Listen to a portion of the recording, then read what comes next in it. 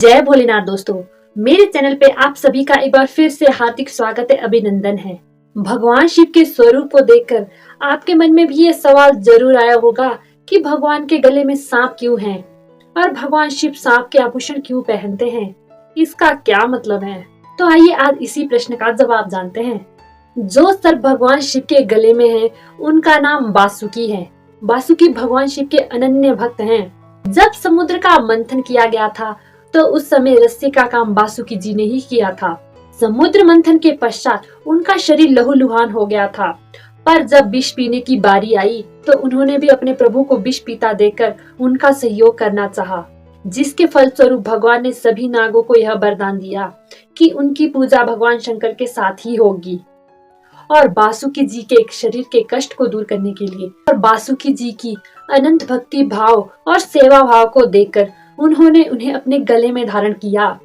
इस कहानी से हमें एक बात सीखने को मिलती है कि वासुकी जी को प्रभु ने अपने गले में इसीलिए धारण किया क्योंकि उन्होंने देवताओं और असुरों की निस्वार्थ सेवा की। ना तो उन्हें इस समुद्र मंथन से कुछ लेना देना था और ना उन्हें कोई रत्न मिलने वाला था, फिर भी उन्होंने सेवा की, प्रभु शिव के लिए अपनी अनंत भक्ति व्यक्त की और अपने शरीर का ध्यान भी नहीं रखा। यह उनके अनंत त्याग का परिचय है, जिससे खुश होकर ही प्रभु ने उन्हें अपने गले में धारण किया। वासुकी नाग भगवान को उतने ही प्यारे हैं जितने प्यारे की नंदी जी हैं। यह कहानी हमें एक और बात सिखाती है कि व्यक्ति चाहे कितना ही दुष्ट हो, कितना ही दुर्जन हो, पर अगर वह अच्छे कर्म करता है तो प्रभु उस पर भी कृपा करते हैं। इसीलिए हमें जीवन में सदैव अच्छे कर्म करने चाहिए ताकि हम प्रभु के प्रिय बन सके। वासुकी जी की अनंत भक्ति हमें एक और बात सिखाती है, हमारी मूल प्रकृति जो भी हो पर हमारी आत्मा भक्ति वाली होनी चाहिए। हमारा कर्म अच्छा होना चाहिए। शरीर हमें कैसा मिलेगा या हमारे शरीर का मूल स्वभाव कैसा होगा, यह हम पर निर्भर नहीं करता। यह तो प्रकृति पर निर्भर करता है कि प्रकृति हमें कैसा शरीर देगी और कैसा मूल स्वभाव देगी, पर हमारी आत्मा कैसी होगी, हमारी बुद्धि कैसी होगी और हमारे कर्म कैसे होंगे निश्चित करते हैं कि हम दुष्ट होंगे या स्वभाव से भक्त होंगे।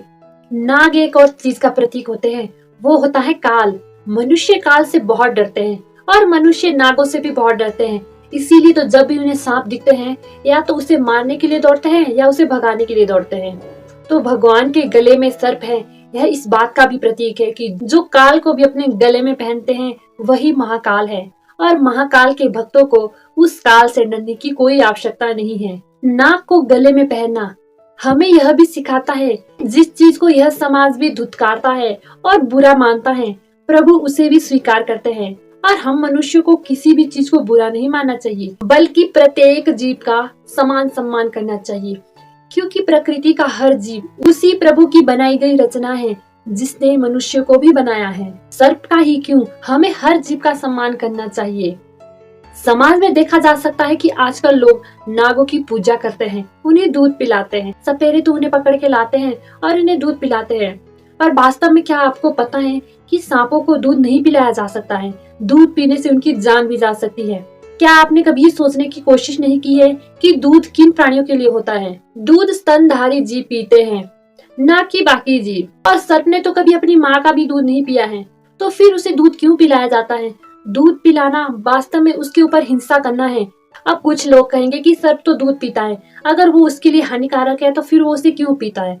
इसका जवाब सीधा सा है कि जो उस सांप को लाता है ना, वो कई दिनों तक उसे भूखा और प्यासा रखता है। जब कई दिनों का भूखा प्यासा सांप यह देखता है कि उसे दूध मिल रहा है तो प्यास से व्याकुल होकर वो दूध पी लेता है। पर आपको क्या पता है कि इससे उसकी जान भी जा सकती है। तो कृपा करके ऐसी हिंसा सांप के साथ क्या किसी के साथ भी मत कीजिए। उसकी पूजा करने का मतलब उसे सम्मान देना है। भगवान शिव के गले में उसका होना इस बात का संकेत है कि उसे सम्मान दीजिए। सम्मान ऐसे नहीं कि उसकी पूजा करिए या फिर उसे दूध पिलाइए। उसका असली सम्मान ये है कि उसे जीने दीजिए। वो जंगल में रहना पसंद करता है तो उसे जंगल में ही रहने दीजिए, ना कि उसे ऐसे जबरदस्ती दूध पिलाइए।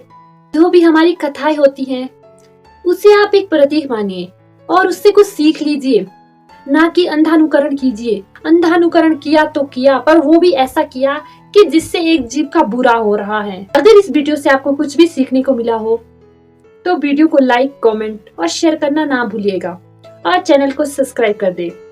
धन्यवाद।